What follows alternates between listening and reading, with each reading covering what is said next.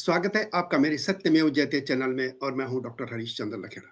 दिल्ली नगर निगम के उपचुनाव जिन यानी 12 वार्ड पर चुनाव हुए थे उनका नतीजा आ चुका है, रिजल्ट आ चुका है और अब इस बार जो फैसला हुआ है उसमें बीजेपी को 7 सीटें, आम आदमी पार्टी को 3 और एक कांग्रेस को और एक ऑल इंडिया फॉरवर्ड ब्लॉक को मिली है। यानी भारतीय जनता पार्टी को जो 9 सीटें थी उसमें से 2 उसने लॉस किया है और कांग्रेस का खाता खुल गया है। कांग्रेस को जान मिल गई है।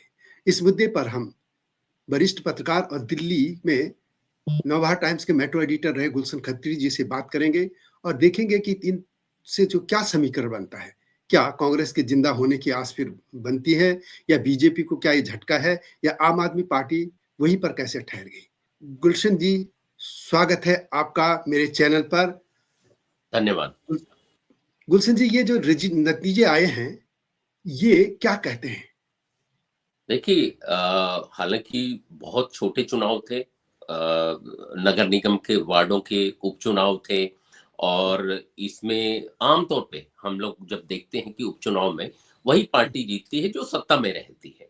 लेकिन यहाँ थोड़ा सा बीजेपी के लिए झटका है क्योंकि जिन 12 वार्डों में उपचुनाव हुए उनमें से 9 बीजेपी के पास थे और 3 आम आदमी पार्टी के पास। हाँ। लेकिन आम आदमी पार्टी के 3 वार्ड कायम रहे, लेकिन बीजेपी के 2 वार्ड उसके हाथ से निकल गए हैं। उनमें से एक वार्ड कांग्रेस ने जीत लिया है, एक वार्ड जो है ऑल इंडिया निर्दलीय उम्मीदवार हैं शोएब इकबाल जो आम आदमी पार्टी में थे, उन्होंने छोड़ के अपने कैंडिडेट को खड़ा किया था उसमें। हाँ, तो इस तरह से थोड़ा सा बदलाव भी हुआ है। कुछ जगह पे बीजेपी ने आम आदमी पार्टी का वार्ड छीना है और कुछ जगह पे आम आदमी पार्टी ने भी बीजेपी का वार्ड छीना है। लेकिन कुल मिला के जो नुकसान में रही है वो बीजेपी रही है क्योंकि उसके 9 में से 7 रह गए वार्ड, जबकि पहले उसके पास 9 पार्षद थे, अब उसके 7 पार्षद इसमें से रह गए हैं उसमें। लेकिन कांग्रेस के लिए ये एक ऐसा पुरस्कार है जिसकी शायद ज्यादा उम्मीद नहीं की जा रही थी। लेकिन कांग्रेस को संगम विहार सीट में जो है वार्ड पे जीत मिली है और ये जीत जो है इसलिए थोड़ा सा मायने रखती है क्योंकि ये जो वार्ड है इस वार्ड में अनऑथराइज कॉलोनियां, झुग्गी बस्ती और उस तरह का वोटर है जो आमतौर पे कांग्रेस का वोटर रहा है। तो इस मायने में हम देख सकते हैं कि ये वोटर जो है शायद थोड़ा सा खिसक के कांग्रेस के पास आया है। तो ये आम आदमी पार्टी भले ही 3 वार्ड जीत कायम कर पाई हो, उसके पास 3 वार्ड पहले थे, अब भी 3 पे ही रह गई वो, लेकिन उसके लिए ये थोड़ी सी चिंता की बात है कि अगर ऐसी जगह पे ऐसे वार्ड में कांग्रेस जीत रही है तो बीजेपी से ज्यादा मुझे लगता है कि आम आदमी पार्टी के लिए चिंता की बात है। अच्छा, एक बार हम जरा पहले रिजल्ट देख लेते हैं और फिर हम आगे बात इस पे करेंगे।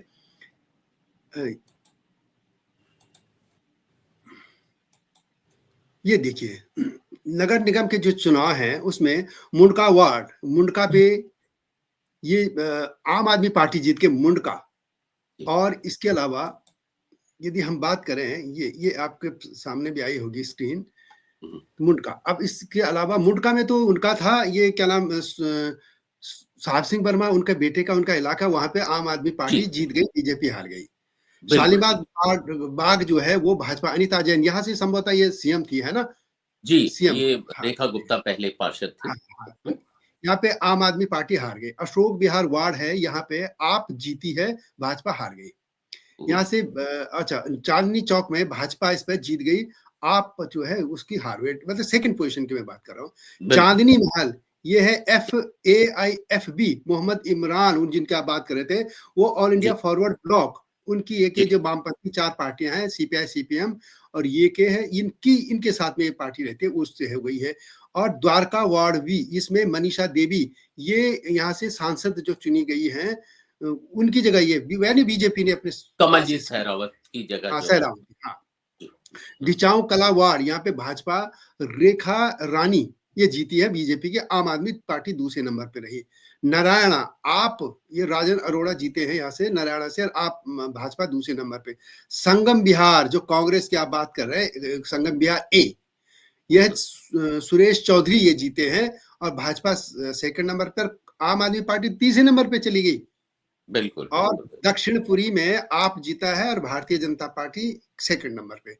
और ग्रेटर कैलाश वार्ड, पहले मैं चलो इनको सबको बता देता हूँ, है ना? पाठक भी सुन लेंगे। और ग्रेटर कैलाश से भाजपा जीती है और आप दूसरे नंबर पे, और विनोद नगर वार्ड ये भाजपा जीती है और आम आदमी पार्टी यहाँ पे सेकंड स्तर पे रही है। तो ये इनका है और मैं इसको करके ये आ गए। तो अब इस पे आप बताइए, क्या इस पे आप सोचते हैं कि इसका नतीजे जो मैंने बताए, आम आदमी पार्टी को किस तरीके से खतरा है? देखिए, क्योंकि आम संगठन आदमी यहाँ पे पार्टी तीसरे को, नंबर पे है। हाँ, आम आदमी पार्टी को इसीलिए खतरा है क्योंकि हुँ, आम आदमी पार्टी और बीजेपी दोनों ध्रुव विरोधी हैं, ये सभी जानते हैं। और हुँ, आम आदमी पार्टी ने ही कांग्रेस का वोट बैंक लेके उसके बाद दिल्ली में उसने सरकार भी बनाई और लगातार 10 साल उसने सरकार भी चलाई। हुँ, अगर वहां पे जिन हुँ, वार्डों में आम आदमी पार्टी का असर है, वहां अगर कांग्रेस जीत रही है, तो हुँ, इसलिए आम आदमी पार्टी के लिए चिंता की बात है क्योंकि उसका वोट बैंक जा रहा है। तो वापस इस लौट वजह रहा से अगर आने वाले टाइम में इसी तरह से है। कांग्रेस आगे बढ़ती रही, तो ये हुँ, आम आदमी पार्टी के लिए बड़ी चिंता की बात है उसमें। हुँ, और हुँ, दूसरा जो आप जब बता रहे थे, नारायणा वार्ड जो है, वहां पे आम हुँ, आदमी पार्टी जीती है। वहां हुँ, बीजेपी के लिए इसलिए झटका है क्योंकि हुँ, वहां से बीजेपी के ही पार्षद थे उमंग ओह! बजाज, वो बाद हुँ, में विधायक बने उसी हुँ, जगह से, और अब हुँ, वहां पे बीजेपी को हार का सामना करना पड़ा है।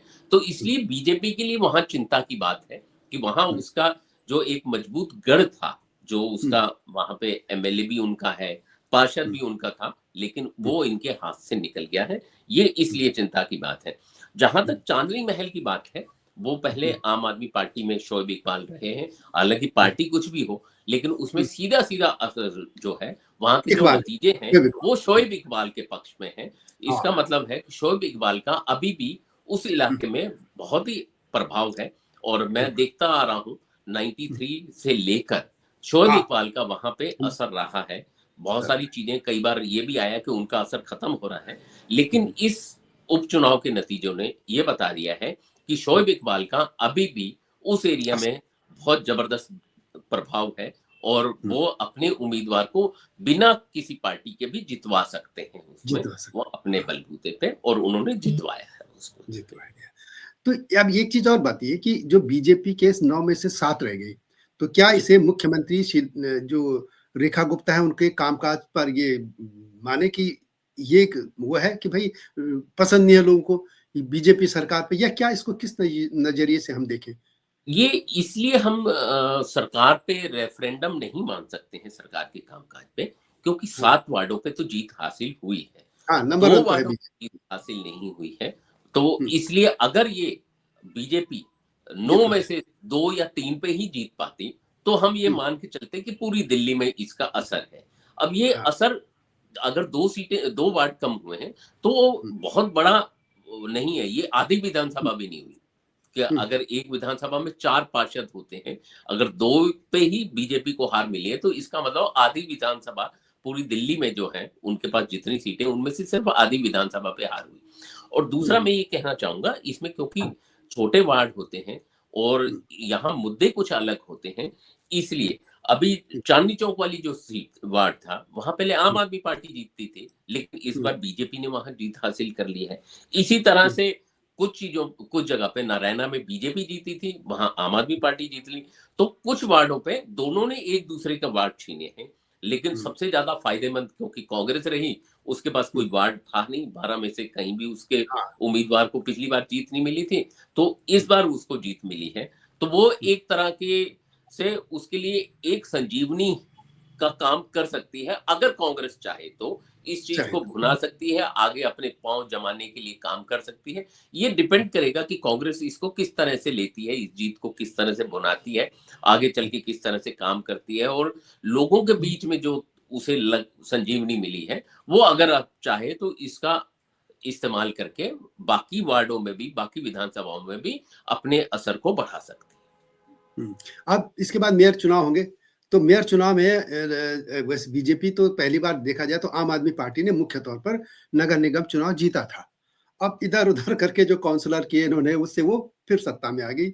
लेकिन क्या ये ऐसा नहीं हो सकता कि अब चुनाव होने वाले हैं, अब विभिन्न जो स्टैंडिंग कमेटी और भी जो कमेटियाँ होती हैं उनके चुनाव होते हैं, इलाके में जो क्षेत्रीय कमेटियाँ हैं उनके होते हैं, तो कांग्रेस का जो एकमात्र है, कहीं बीजेपी उसको अपने साथ तो नहीं ले जाएगी? नहीं, तो आम वो आदमी इसलिए पहले इसलिए क्योंकि बहुत बड़ा गैप है। बीजेपी को अच्छा। अगर अपना स्टैंडिंग कमेटी में अपना प्रेज़िडेंट, अपना चेयरमैन बनाने में या मेयर बनाने में, उसमें हुँ, कोई बड़ी दिक्कत आने वाली नहीं है। क्योंकि हुँ, 2 वार्ड अगर कम भी होंगे, तो भी हुँ, उसपे कोई दिक्कत नहीं है। क्योंकि अच्छा। ऑलरेडी जो हुँ, आम आदमी पार्टी के कई पार्षद हैं, टूट के एक अलग ग्रुप बना चुके हैं। वो भी हुँ, बीजेपी को ही समर्थन देते हैं अपना जो है। हाँ, और कांग्रेस के कुल मिला के पहले 9 पार्षद थे, अब एक 10 हो गया। उनमें से भी कुछ लोग जो है क्रॉस वोटिंग पहले करते रहे हैं, बीजेपी हुँ। को समर्थन देते रहे हैं, बीजेपी में जाते-आते रहे हैं। हाँ, तो वहाँ इसलिए दल-बदल बहुत लगता ज़्यादा नहीं है ना। असर नहीं होगा उसमें, मेयर चुनाव या स्टैंडिंग कमेटी के चुनाव में। लेकिन हुँ, इस चीज़ को बीजेपी के लिए ये ज़रूर है कि ये हुँ, एक तरह का संकेत है कि उसको हुँ, सही डायरेक्शन में अगर नहीं गई, तो आगे चल के उसको दिक्कत हो जाएगी। दिक्कत क्योंकि है। 2027 में हुँ, नगर निगम के चुनाव होंगे फरवरी में ही, और हाँ, अब सिर्फ लगभग 1 साल का टाइम बचा है। तो हाँ, ये बीजेपी के लिए एक तरह का संकेत है, और हुँ, मान लें तो चेतावनी भी है कि हुँ, उसको अपने कामकाज को फिर से ठीक तरह से चुस्त-दुरुस्त करना पड़ेगा, अपनी मशीनरी को करना पड़ेगा, अपनी संगठन को करना पड़ेगा, और सरकार के कामकाज के स्तर पर भी कुछ ऐसी चीज़ें करनी पड़ेंगी, ताकि हुँ, लोगों के बीच में संकेत जाए कि सरकार अच्छे से काम कर रही है। काम करें। वैसे दिल्ली में देखा जाए जैसे जिस तरीके से बीजेपी तो एक बार शुरू में आई थी सत्ता में और लंबे समय तक बाहर रही, लेकिन नगर निगम के हिसाब से देखें तो सबसे अधिक समय तक बीजेपी रही है।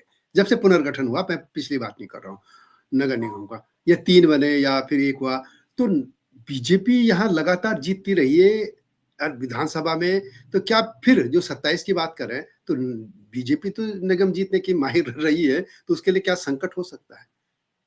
उसके लिए संकट इसलिए हो सकता है क्योंकि हुँ, जब वो नगर निगम का चुनाव जीत रही थी, तो उसके हुँ, पास ये बहाना होता था कि दिल्ली सरकार उसके पास नहीं है, इसलिए हुँ, उसको फंड नहीं मिलता। दिल्ली सरकार फंड रोक लेती है। केंद्र हाँ, सरकार भी उसकी मदद करना चाहती है, लेकिन वो नहीं कर पाती, क्योंकि बीच में दिल्ली सरकार के ज़रिए ही उसको फंड मिलता है, और दिल्ली सरकार जानबूझ के उसके काम में रोड़ा अटकाने के लिए रोक देती है फंड। हुँ, तो अब उसके पास ये बहाना नहीं है, क्योंकि हुँ, केंद्र में भी उसकी सरकार है, दिल्ली में हुँ। भी उसकी सरकार है, और नगर निगम में भी उसके पास ही बहुमत है। तो ऐसे में अब एलिजिबल का है। उसके पास कोई बहाना नहीं है। हाँ, उसको बिल डिलीवरी दिखानी ही पड़ेगी, काम हुँ, कैसे हुआ है, कितना हुँ, हुआ है। दिल्ली के 3 कूड़े के पहाड़ हैं, इनको हुँ, लेके उसको जवाबदेही होगी। जब हाँ, 2027 में नगर निगम के चुनाव होंगे, तो उसको हुँ, जवाब देना पड़ेगा। और हुँ, बहुत सारी चीज़ें हैं, दिल्ली में सफाई व्यवस्था है, दिल्ली हुँ, में आवारा पशुओं का मामला है, हुँ, गंदगी है। तो इन हाँ, सब चीज़ों पे बीजेपी को उस वक़्त जवाब देना पड़ेगा, बताना पड़ेगा उसने क्या काम किया। अगर हुँ, कूड़े के पहाड़ नहीं हटे, तो भी हुँ, उसकी जवाबदेही होगी। तो हुँ, इस नाते जो है, बीजेपी के लिए मुश्किल होगी 2027 में चुनाव लड़ने से पहले, उसको ये हुँ, बहुत सारे कुछ काम करके जनता को दिखाने होंगे, ताकि वो हुँ, वहाँ जाके फिर क्लेम कर पाए कि अगर हुँ, हमें जिताएँगे, तो 3 इंजन की, 4 इंजन की सरकार कैसे काम करती है, ये हुँ। आगे दिल्ली के लिए काम करेगी। लेकिन बीजेपी के मुझे लगता है कि एक सुखद सूचना ये भी दिख रही है कि जब 2 लड़ते हैं तो आमतौर पे देखा जाता है कि बीजेपी कमज़ोर पड़ जाती है। लेकिन जब 3 लड़ते हैं, यानी यदि कांग्रेस को एक सीट मिली है, उसका उदय हो गया, तो फिर बीजेपी भी रहेगी और कांग्रेस और आम आदमी पार्टी। तो ट्रायंगल जो हो जाएगा, उसमें तो बीजेपी के मज़े-मज़े हो जाएँगे। नहीं, ये ट्रायंगल होगा, ये विधानसभा चुनाव तक तो ये फ़ॉर्मूला काम करता है। हाँ, लेकिन नगर निगम में इसलिए ये फ़ॉर्मूला काम नहीं करता, क्योंकि हुँ, बहुत छोटे चुनाव होते हैं, हुँ, लोकल कैंडिडेट का बहुत असर होता है। और आप हुँ, देखेंगे कि नगर निगम के चुनाव में बहुत हुँ, बड़ी संख्या में निर्दलीय भी कई बार जीतते हैं। उसकी हुँ, वजह ये होती है, क्योंकि हुँ, वहाँ पे लोकल दबदबा जो है, लोकल लोगों का, लोकल हुँ, किसी नेता का अच्छा प्रभाव है, लोग उसको मानते हैं, तो वो पार्टी लाइन से हट के भी वो चुनाव जीत जाता है। क्योंकि बहुत बड़ा चुनाव नहीं होता। 1,500-2,000 वोटों के अंतर हाँ, पर ही आम तौर पे फैसला होता है कि अगर कुछ बड़े वार्डों को छोड़ दें, कुछ ऐसे प्रभावशाली नेताओं के वार्डों को छोड़ दें, तो आम तौर पे कई जगह तो 10, 20, 100 वोट से भी फैसला हो जाता है। आज तो कुछ जगह पे 150 पे भी हुआ, और हुँ, लेकिन कुछ जैसे शालीमार बाग है, उसमें बम्पर जीत हुई है। वहाँ पे हुँ, वोटों का जीत-हार का अंतर बहुत ज़्यादा था, क्योंकि वो मुख्यमंत्री का वार्ड था। ये है। लेकिन बाकी वार्डों में अगर देखें, तो वो अंतर बहुत ज़्यादा नहीं होता है। तो ऐसे में आम आदमी पार्टी को जरूर चिंता हो सकती है, लेकिन उसका मतलब ये नहीं कि बीजेपी को उसका फायदा मिलेगा। वो विधानसभा चुनाव में हो सकता है कि जब 3 दल लड़ेंगे और कांग्रेस थोड़ा अच्छे तरह से लड़ेगी, प्रभावशाली तरीके से लड़ेगी, तो वहां जो है आम आदमी पार्टी और कांग्रेस के वोटों का बंटवारा होगा, तो वो बीजेपी को फायदा होगा। जैसा 93 में जनता दल और कुछ निर्दलियों की वजह से बीजेपी को बहुत फायदा हुआ था, वैसा हो सकता है। हाँ, वैसे अभी 2 रिजल्ट जैसे आपने कहा सही दिख ही रहे हैं। जो कांग्रेस के निर्दलीय है, वो कांग्रेस की पॉलिसी है उससे तो लग नहीं रहा, क्योंकि जो व्यक्ति वहाँ लड़ा इसका मतलब उसका इलाके में बहुत बड़ा अच्छा प्रभाव रहा होगा, लोगों से मिलता रहा होगा। या शोएब इकबाल का जो वो है उम्मीदवार, वो भी निजी संबंधों से या उनका काम जो पिछला होता है उससे जीतते हैं लोग। तो लगता है कि अब जो चुनाव होंगे 27 में, उसमें नगर निगम में वही जीत पाएगा जिसको काम करेगा। चाहे सरकार की तरफ हो, चाहे आम आदमी पार्टी, लोकल स्तर पे इनको काम भी करना पड़ेगा ना। बीजेपी की पॉलिसी तो अलग रहेगी लेकिन काम करना पड़ेगा। तो हम बिल्कुल। उम्मीद करते हैं कि लोग काम करेंगे और हम जो दिल्ली नगर निगम है, वो भी दिल्ली कैंट और एनडीएमसी की तरह क्यों नहीं हो सकता? ये आप इसमें भी बताइए क्यों नहीं हो सकता? ये सवाल आता है। मैं पहले सोच रहा था इतना करें वीडियो को एंड, लेकिन अब ये भी है कि आखिर दिल्ली नगर निगम, दिल्ली कैंट और एनडीएमसी की तरह क्यों नहीं हो सकता? ये इसकी भी तो दो सवाल तीन है। बड़ी वजह है, दो तीन हुँ, बड़ी वजह। एक तो हुँ, जो दिल्ली कैंट और एनडीएमसी की हम तुलना करते हैं, वो हुँ, बहुत छोटे क्षेत्र हैं, हुँ, बहुत छोटी बॉडी हैं, उनके पास हुँ, फाइनेंशियल ताकत ज्यादा है इसमें। हुँ, बाकी दिल्ली को अगर देखें तो बहुत हुँ, बड़ा इलाका है एमसीडी के पास। और हुँ, एमसीडी सिर्फ दिल्ली में ही नहीं, अगर हम देखें देश भर की जितनी भी करीब 4000 के आसपास म्यूनिसिपल बॉडीज हैं, उनमें सबसे बड़ा। उनमें कुछ गिनी चुनी ही म्यूनिसिपल बॉडीज हैं, वो फाइनेंशियली मजबूत हैं, अच्छा काम हुँ, कर रही हैं, जैसे कुछ गुजरात की हैं, हुँ, मुंबई की है। हुँ, बाकी सबको छोड़ दें, हुँ, उन चीजों को छोड़ दें, तो बाकी जो देश भर की म्यूनिसिपल कॉर्पोरेशन है, उनका असरदार तरीके से कामकाज नहीं हो रहा है। हुँ, उसकी वजह ये है कि म्यूनिसिपल बॉडीज जो हैं, आमतौर पे अफसरों के अधीन रहती हैं। जैसे दिल्ली में भी कमिश्नर एमसीडी के पास ज्यादा पावर है, हुँ, मेयर हाँ, हैं, लेकिन वो सिर्फ सांकेतिक है, जो सांकेतिक है हाँ, उनके पास बहुत पावर नहीं है। सा आप यूरोप में देखिए, यूरोपीय देशों में वहां एमसीडी के पास बहुत पावर होती है, वहां मेयर के पास बहुत पावर होती है, वहां हुँ, आईएएस ऑफिसर का दबदबा नहीं होता। इवन कि वहां जो अधिकारी भी होते हैं हुँ, म्यूनिसिपल कॉर्पोरेशन में, उसमें हर फील्ड के एक्सपर्ट होते हैं। कूड़ा हुँ, निपटान के लिए एक्सपर्ट होंगे, वहां पे गंदगी ना हो, हवा हुँ, प्रदूषण ना हो, उसके लिए भी वहां एक्सपर्ट होते हैं। तो वहां की टीमें जो है बहुत स्ट्रांग होती हैं। वहाँ हमारे यहाँ की तरह नहीं चलता है कि सिफारिशें नहीं होती हैं। नगर हुँ, निगम पार्षद के यहाँ उस तरह का आरोप नहीं लगते हैं कि अनऑथराइज्ड कंस्ट्रक्शन हो रहा है। वहाँ हुँ, नियम बहुत सख्त होते हैं और फाइनेंशियली वो बहुत स्टेबल होती है। वहाँ पॉलिटिक्स इतनी नहीं होती कि दूसरी पार्टी का अगर एमसीडी में है तो वहाँ फंड रोक दी जाए। इस तरह की चीजें वहाँ नहीं होती हैं। यही वजह है कि वहाँ की म्युनिसिपल बहुत मजबूत होती हैं, फाइनेंशियली भी और पावर के नजरिए से भी। वहाँ हुँ, ऑफिसर्स का दबदबा नहीं होता और जो मेयर होते हैं, उनके पास बहुत अधिकार होते हैं, लेकिन उनकी जवाबदेही भी होती है।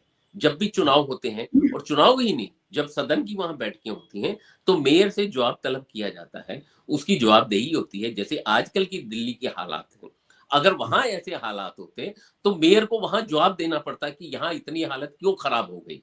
कहाँ हुँ, वो फेल हो गए? और हुँ, मैंने जो वहाँ पता किया, जहाँ मैं गया था, तो यूरोप हुँ, में लोगों से बात भी की थी। हुँ, तो वहाँ स्थिति ये है कि मैं उनसे पूछ रहा था, हमारे यहाँ अगर किसी के घर पे कोई सफाई वाला नहीं आता है, या कूड़ा पड़ा है, या सड़क टूटी है, या कोई कंस्ट्रक्शन के लिए एमसीडी वाला आ जाता है, तो तुरंत पार्षद के पास जाते हैं, पार्षद उनको फ़ोन करता है, सिफ़ारिश हुँ, करते हैं। वहाँ ये स्थिति नहीं है।